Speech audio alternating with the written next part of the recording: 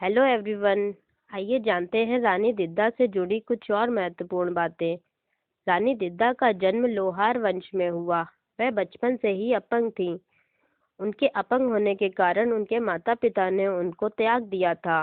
उनका लालन पोषण एक नौकरानी ने किया। अपने अपंग होने को बाधा न मानते हुए वह युद्ध कला में पारंगत थी और तरह तरह के खेलों में भी निपुण थी। एक दिन आखेट के दौरान कश्मीर के राजा क्षेमगुप्त ने जब राजकुमारी को देखा तो उनके अपंग होने के बावजूद भी वे उनको पसंद आ गईं और उनका उनसे विवाह हो गया। रानी दिद्दा को पति का प्यार, मान सम्मान और पुत्र रत्न भी मिला। साथ ही वे क्षेमगुप्त के राजकाज में भी भागीदारी लेना शुरू कर दी थीं। इस भागीदारी के सम्मान में अपनी पत्नी के नाम पर सिक्का जारी किया।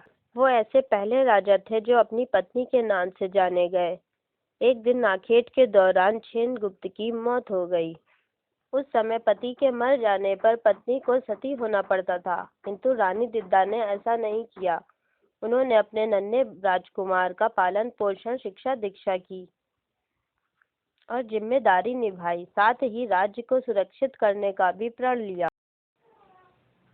रानी दिद्दा की कहानी वो जीवन यात्रा है जो अनचाहे अपंग कन्या से शुरू होकर कश्मीर के राजा की बीवी बनने और विधवा होने के बाद राज्य संभालने, कई युद्ध करने और युद्ध जीतने के बाद गोरिल्ला तकनीक इजाद करने के प्रसंग से होती हुई उस दिलचस्प मोड़ से गुजरती है जहां संभवतः विश्व की प्रथम कमांडो सेना, एकांगी सेना के बनने का घटनाक्रम वर्णित है। रानी दिद्दा ने मंदिरों के निर्माण कराए, सारी एशिया के साथ व्यापार किया और ईरान तक फैले अखंड भारत की सीमाओं की रक्षा के लिए रणनीति बनाई।